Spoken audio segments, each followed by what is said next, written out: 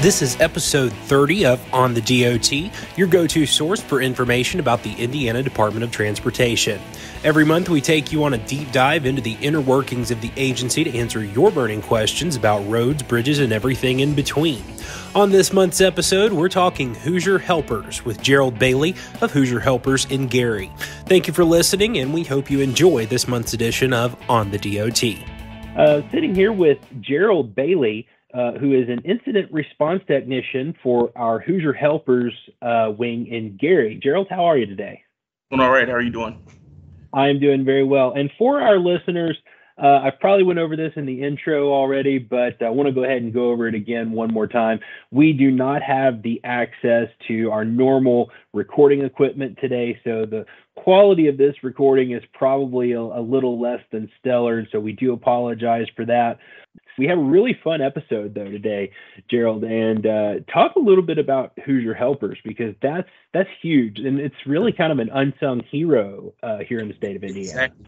I think saying that really puts the nail on the head. A lot of times you go home feeling like it's a thankless job, but you also leave with the notion that you helped someone at the end of the day.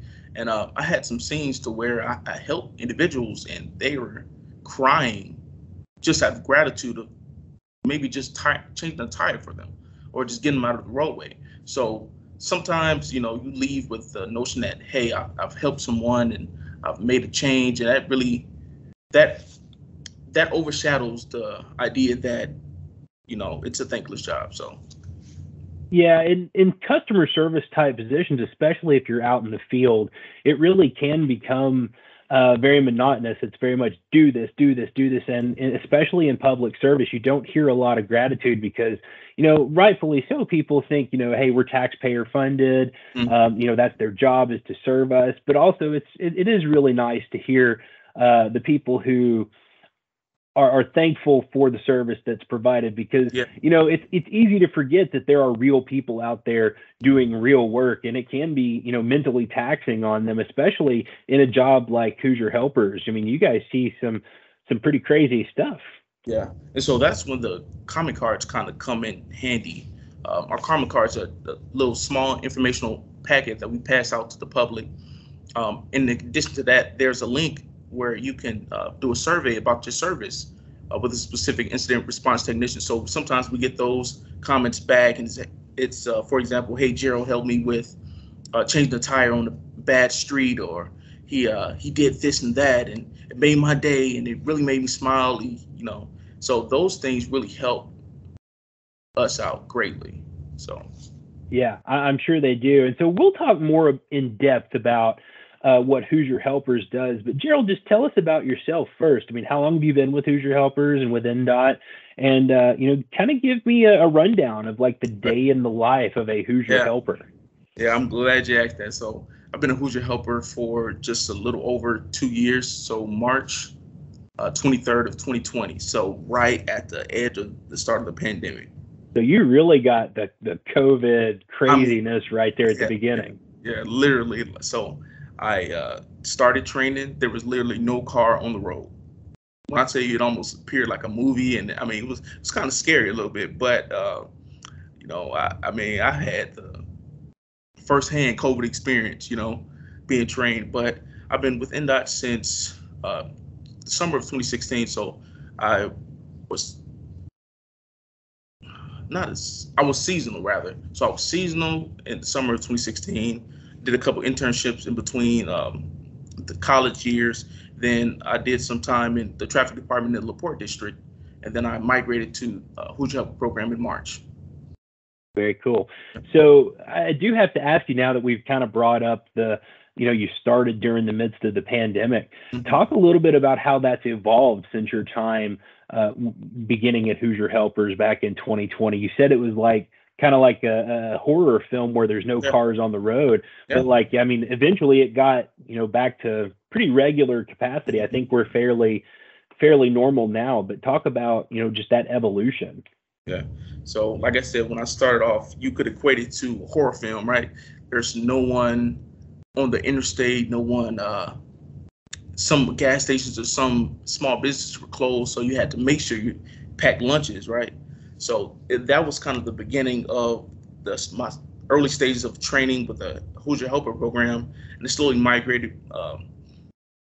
The public slowly started opening up and start seeing more people start helping more, but now it's kind of like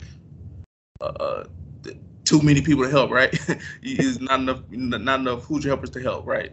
But trying to really convey just how that was. It was kind of a scary time that you really had to trust the partner that you were with, trust the brotherhood that you established with the Hoosier Help program. When there's something that you need, knowing confidently that you have that backup, or knowing confidently that they have your best interest in mind, whether it be wearing a mask or protecting you from a bad situation. So that's kind of one of the things that we kind of grew with, brotherhood, and just the union of just being Hoosier Helpers. Yeah, and I'm glad you brought that up, because that was going to be my next question. And we won't dwell on the COVID part of this, because we've got bigger fish to fry in this episode. But the response at that time, when restrictions were so robust, how is that different from now? Because I'm sure at that point in time, I'm sure there were very strict rules about, no contact and mask wearing and being sure you were sanitizing, and like there was a lot different then than there is, I'm sure, right now. Because I'm sure now that the world has opened up and the restrictions have lifted a little, it's more run and gun, whereas you had to be very much intentional, I'm sure, at the beginning. Yes. So each stop that we had to make sure that we had our mask on when we interact with the public. It can be just standing outside and in their car with their window mostly rolled up. We still had to wear our mask, which wasn't a bad thing, but that's going from never having to wear a mask at all to what in the world are we dealing with, with the pandemic, the start of the pandemic, and having to wear masks. Now we're slowly migrating to kind of get away from that, but still being safe at the same time.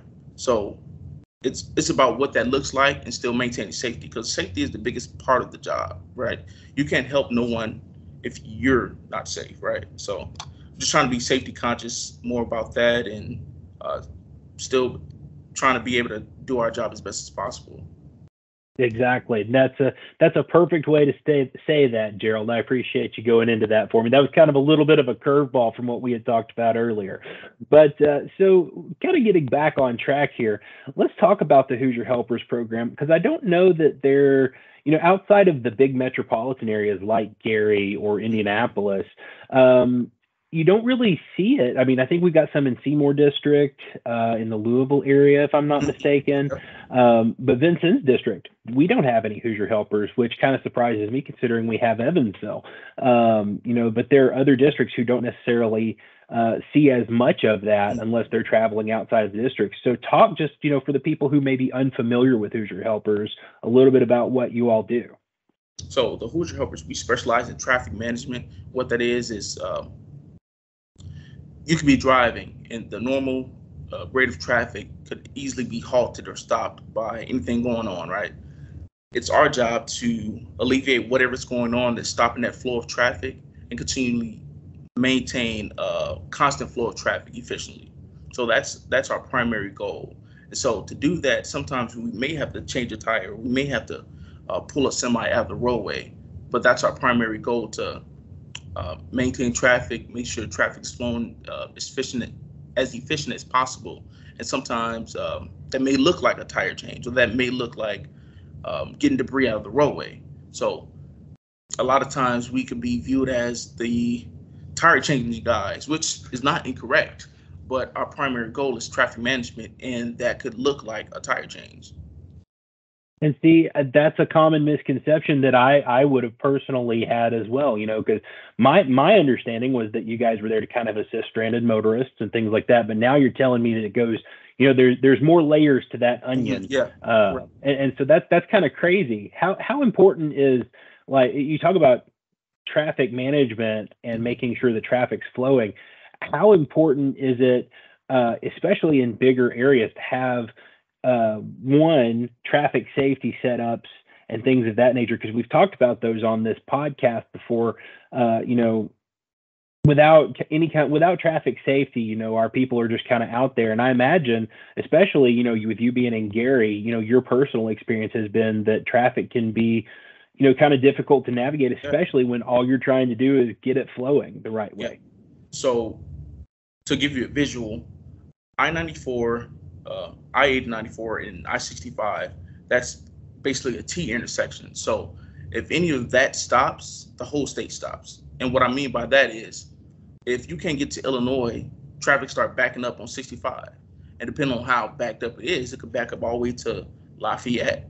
Or if it's 8094 and there's an accident at the 10-mile mark, which that's Broadway, you can't get traffic from Michigan if it's back all the way up to state line, Michigan way.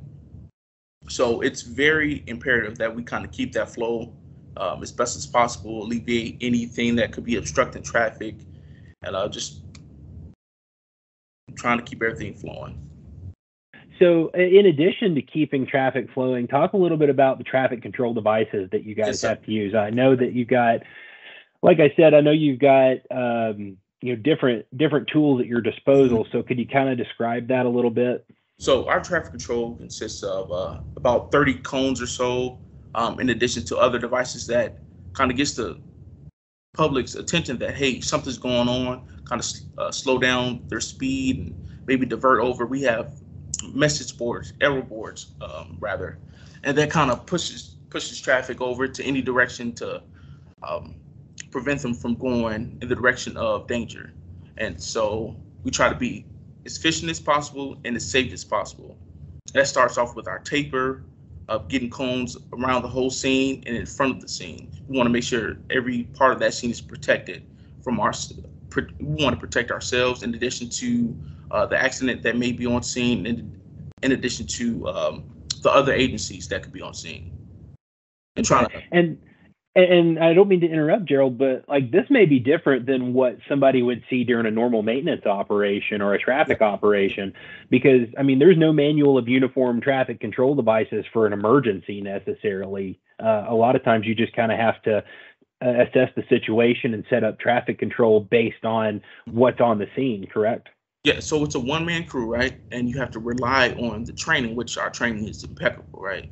So we have to be trained to where this stuff is second nature, right?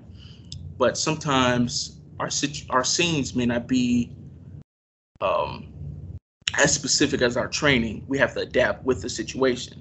So whether it could be a blind spot, right? And so we have to get traffic control even farther away to kind of slow traffic down. So it's whatever the situation calls for, we have to manipulate the situation to ensure safety for everyone.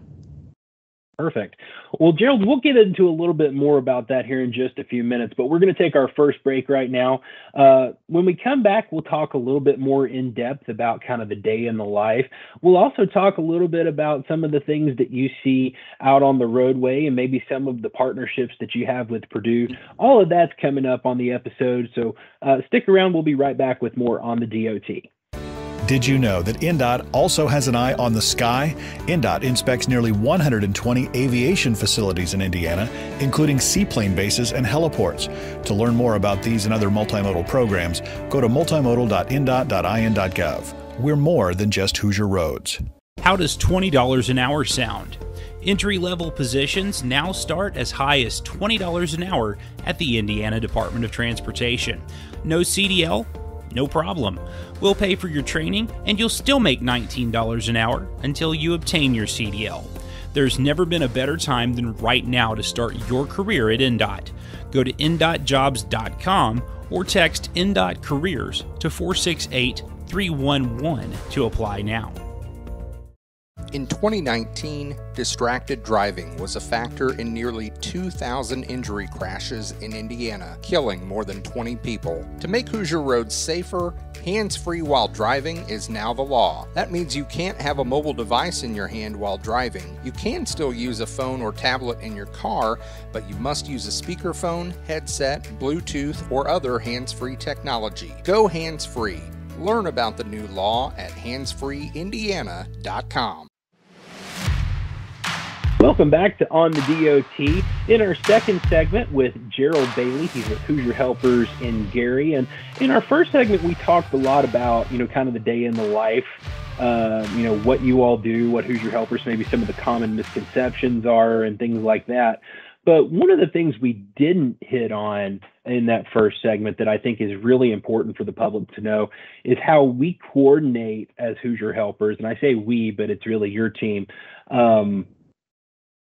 How we coordinate with local agencies, particularly like fire and EMS and local police and things of that nature, because I imagine that they have to be very well aware of what you all are doing because, I mean, let's be honest, Hoosier Helpers you guys aren't police, you guys aren't firemen, you're out there trying to assist motorists and keep traffic flowing, but I imagine there has to be quite a bit of coordination involved in that.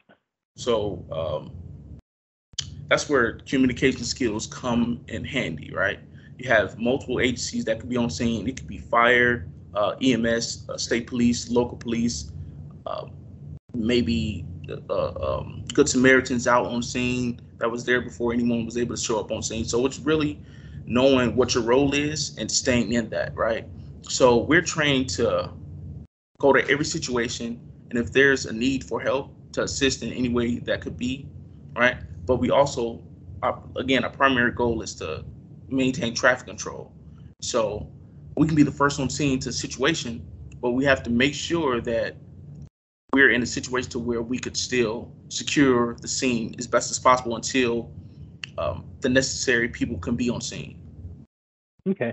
So what does that interaction look like once, say you got a crash and you're waiting on EMS and police? What does that interaction look like? How do you assist them, and what do they need from you? What do you need from them? Kind of give me a breakdown of what happens in that situation. So we have, when I tell you constant training, it's it can be from safety communication to first aid, CPR, using the AED. So whatever is needed on scene, there could be a seizure, right? So we're trained to deal with those and maintain that situation until further help could be on scene. So we're kind of trained in a broad spectrum of things to be able to hold the scene down until we could get additional help. And it's all encompassing. We really I don't want to say we do everyone's job, but it's kind of that concept. We learn as much as possible to be able to help, because a lot of times we could be the first ones on scene, and that could be from maybe up to 5 minutes, right? And so we have to be able to take care of that scene and help the person out or people out as best as possible. Or it could just be as simple as, hey, I got in an accident. I don't want to file a police report. There's no damage to state property, right? And we can get them out of the roadway. And it could be as simple as that. No addition to state police or any fire or anything like that. So it can be a small situation to a large situation. It really depends on what the situation is calling for. And it sounds like, if, say, there is something that goes on, you guys are also ready to respond in case first responders need help. Yes. For instance, you mentioned an AED. I know that our district carries AEDs in our trucks, but I'm sure you guys have those on hand as well. And if somebody says, hey, we need help over here while, police or EMS attend to another person, you guys are ready to step in with that, right?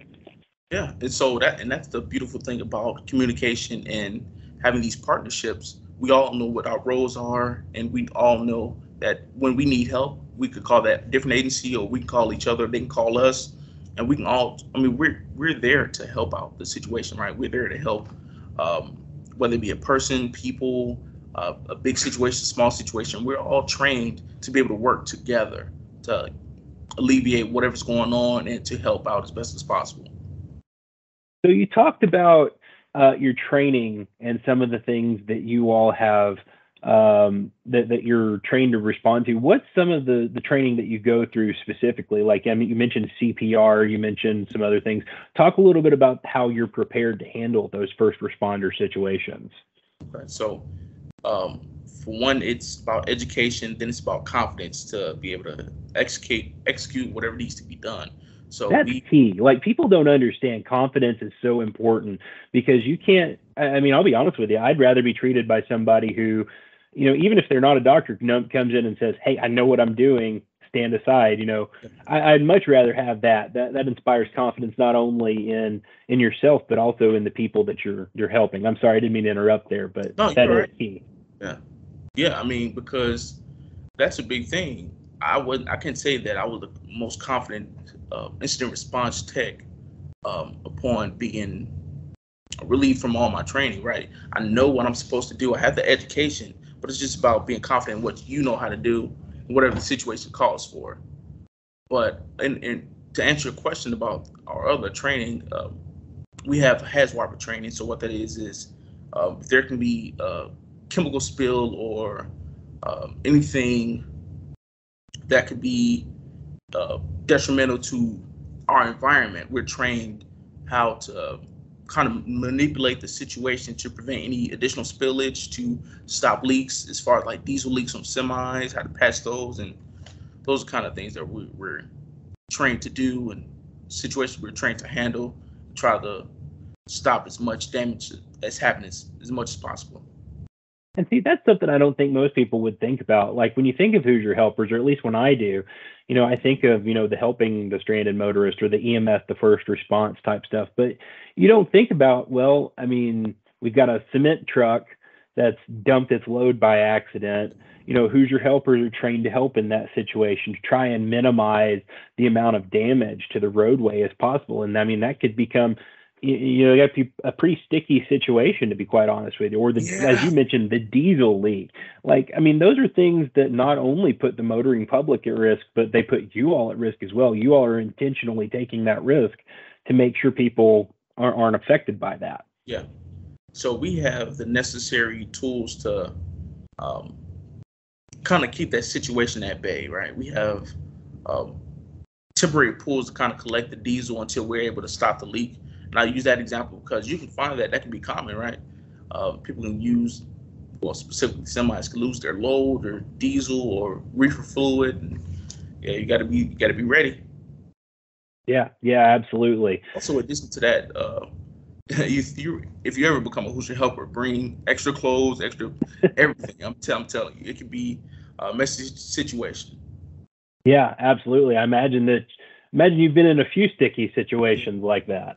Yeah, so I'm well aware, and I try to stay dry. I'm not the type of person that likes being uncomfortable, so I try to have extra clothes and extra everything, right?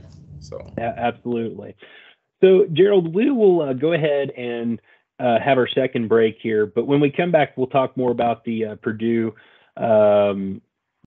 partnerships that you all have with them, and also we'll talk maybe just a little bit about your experience personally, some of the things that you've seen, some of the things that you remember, and things that stick out for you. So we'll be right back with more on the DOT. Did you know that Indiana is the crossroads of America for railroads too? Our Rail Programs Office conducts around 1,500 rail crossing inspections every year to make sure conditions and signage meet federal and state requirements. To learn more, visit multimodal.indot.in.gov. We're more than just Hoosier roads. This is Sergeant Todd Ringel with Indiana State Police. According to the National Highway Traffic Safety Administration, distracted driving claims thousands of lives every year. Many drivers use their cell phones while driving. That creates an enormous potential for fatalities and injuries on our roadways. Distracted driving is any activity that diverts your attention from driving, including talking or texting on your phone. You cannot drive safely unless the task of driving has your full attention. You can help us reduce crashes by putting down your cell phone, avoiding all other distractions, and just drive. Somebody needs to report that pothole. Why aren't they mowing the grass in the median? When are they going to fix this road? You know there's an easy way to get answers to those questions and report the problems you see on interstates, U.S. routes, and state roads. Dial 1-855-INDOT4U to talk to a live customer service professional. That's 855-463-6848. Hate talking on the phone or have a fear of human interaction? We've got you covered. Go online to indot4u.com to use our Report a Concern tool. You can also report a concern through our INDOT mobile app for iPhone and Android. If you've got questions, we've got answers at 855-INDOT4U or online at indot4u.com.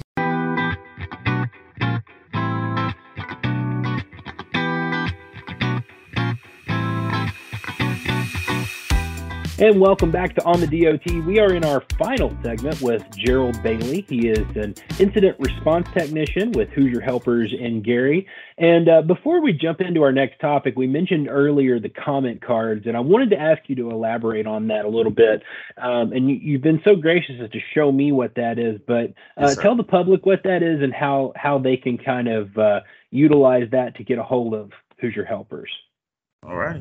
So comment cards, informational packets about our program, the areas that we service, what we do specifically, and it talks a little bit about fees and tips and things like that. So I would like to tell the public right here, right now, if we're able to help you out in any way possible, this program is free for the public.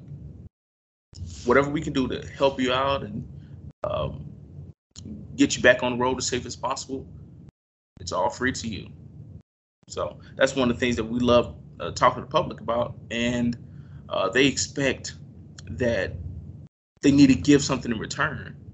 But again, going back to just knowing that you've helped someone, that's one of the greatest tips you can get. So I try to tell them, hey, if you want to give me a tip, I would really appreciate if you fill out a survey, talk about the service, talk about me specifically, whatever you can talk about that could help me out. I would really appreciate it, So that's one of the things that we kind of talk about, some of the verbiage that we use with the public. But the comment cards, again, talks about the areas that we cover: Northwest Indiana, Central Indiana, and Southern Indiana, near the Louisville area, covering about 40 miles down that way.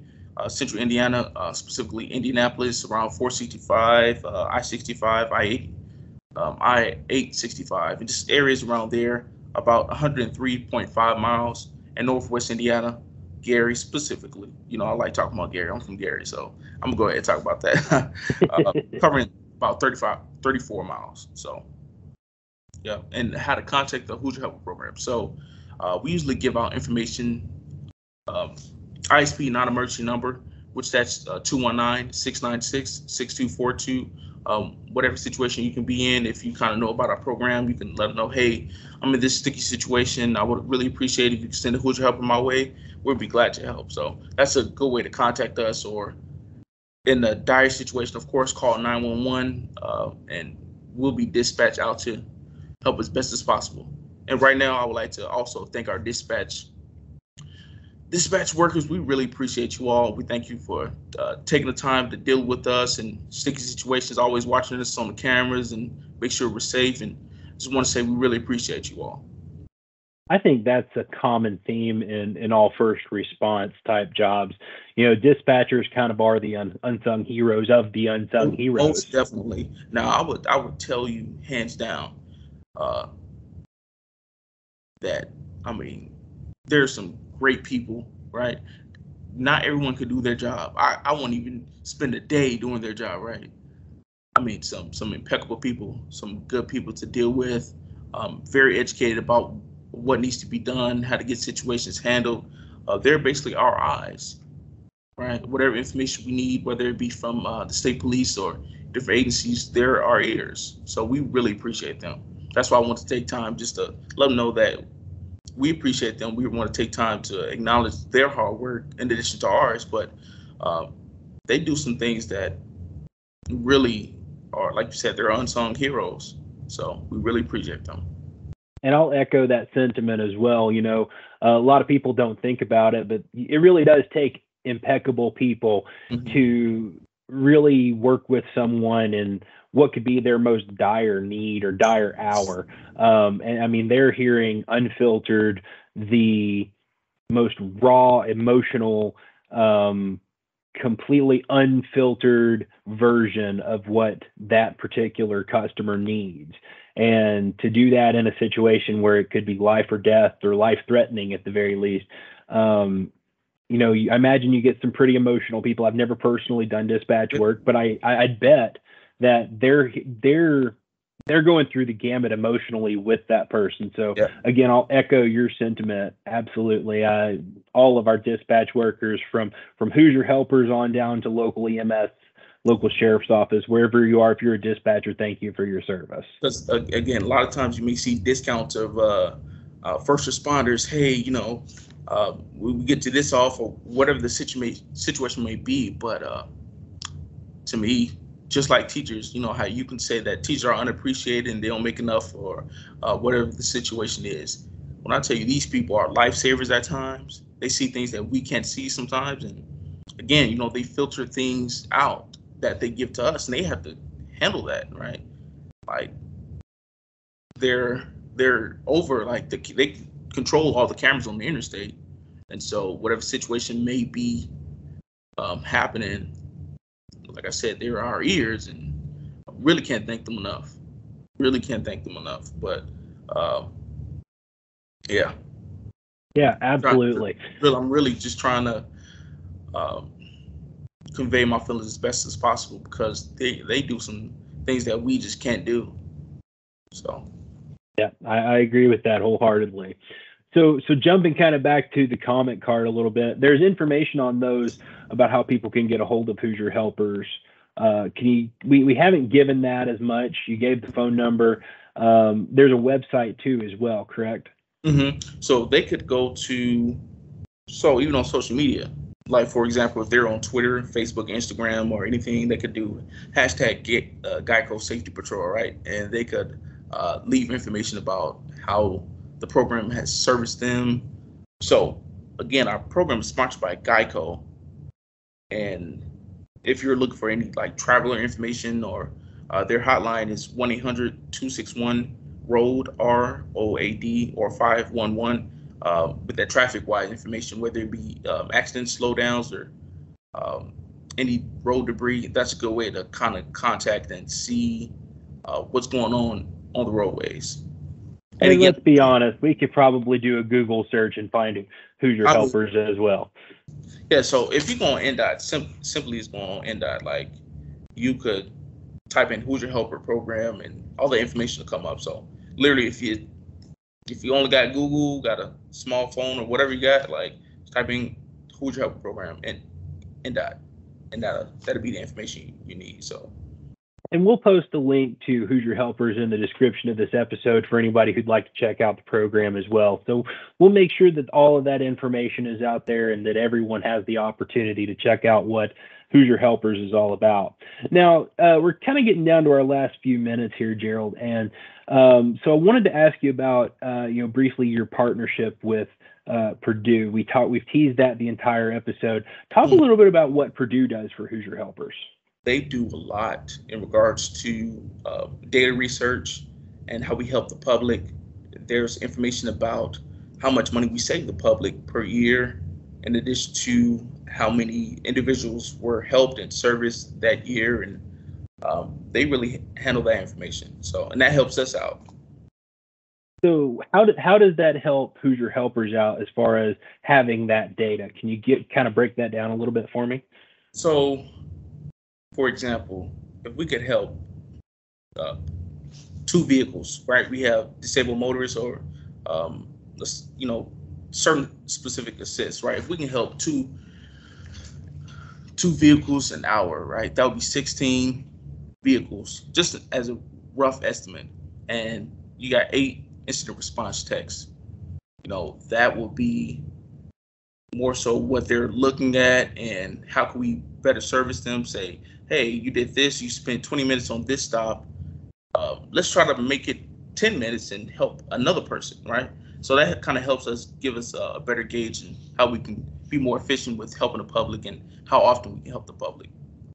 Gotcha. So it sounds like Purdue's kind of helping you all identify where some of your, I don't want to say weaknesses because that's not the case, but some of the places where you can be more efficient as a team, where you can help people a little bit better. And by doing that, they're allowing you guys to help more people throughout the course of a day, which ultimately translates to helping more people, every single year.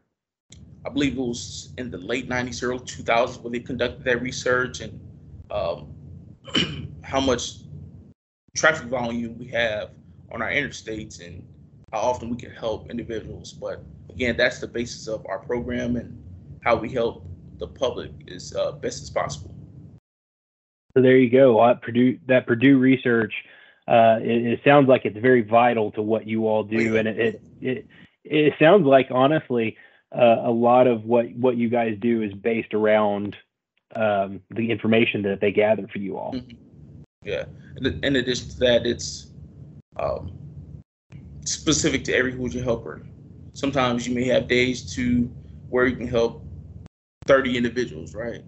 And so that's, even though I talked about 2 stops, every hour if you can, that's well over 2 stops every hour. You give an 8-hour shift, that's approximately 16 or so, and if you can get 30 stops, like I said, it's Hoosier helper specific. So the minimum is 2. Yeah. And realistically, and I'm sorry to interrupt, Gerald, realistically, I mean, not every stop's going to be something dire. Exactly. It's going to be something quick and easy that you can take care of in a couple minutes. Maybe somebody ran out of gas, things like that. And so yeah, I mean, it makes sense that you'd be able to help more than a couple people an hour in certain situations. Yeah.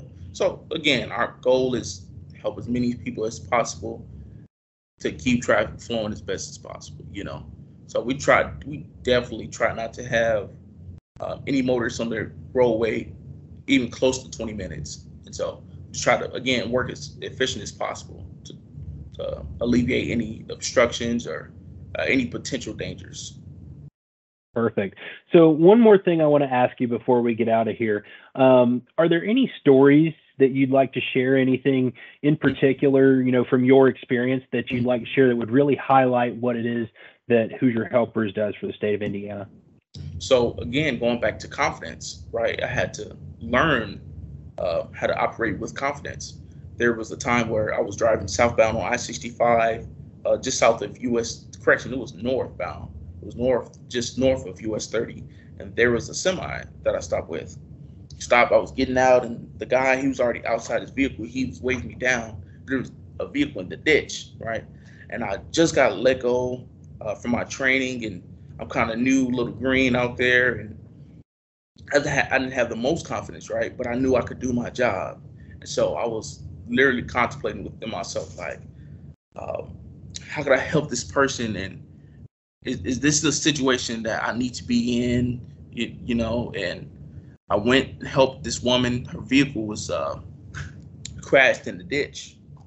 We was able to safely get her out of that ditch and just make sure she was safe. And again, that was kind of an eye-opener for me, because I know I have to be out here and service the public, but you have to be confident in the education that you got, in addition to being confident in who you are and the capability that you have. So that's one of the things that we kind of wrestle with as Hoosier helpers. We know we need to help individuals, right? But it's also, let's wrestle within yourself, knowing that you have to be the one to help and being okay with that, which at the end of the day, you go home knowing that you changed someone's life, whether they leave you a comment card or not. Just a thanks, right? That leaves you knowing that everything that you've done up to this point was worthwhile. And yeah, it's kind of a stretch for that situation, but a lot of people have their strong suits, and being confident in what I could do was not mine.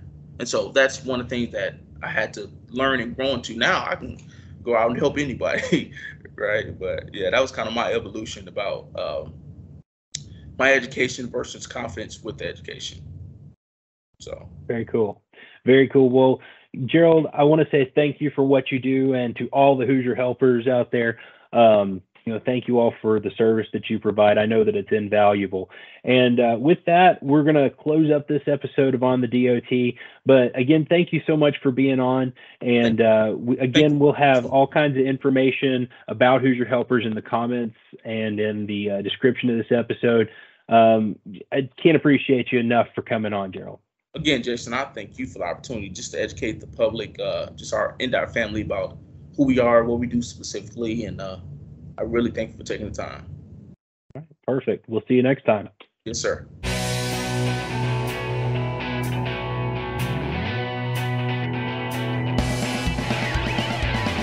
This has been On the DOT, a production of the Indiana Department of Transportation. For more information, please visit our website at ndot.in.gov. For the latest updates on road conditions or construction, you can download our NDOT mobile app for Apple and Android devices. Submit your roadway concerns by calling 1-855-NDOT-4U or online at ndot4u.com. Find all of that information in the description of this episode. Full episodes of On the DOT are available on YouTube by searching for NDOT. You can also follow NDOT in all 6 of our districts on Facebook and Twitter. If you like what you're hearing, please be sure to leave us a rating on your favorite podcast platform. Join us again every third Thursday for new episodes of On the DOT. Until then, travel safely, and thank you for joining us on the DOT.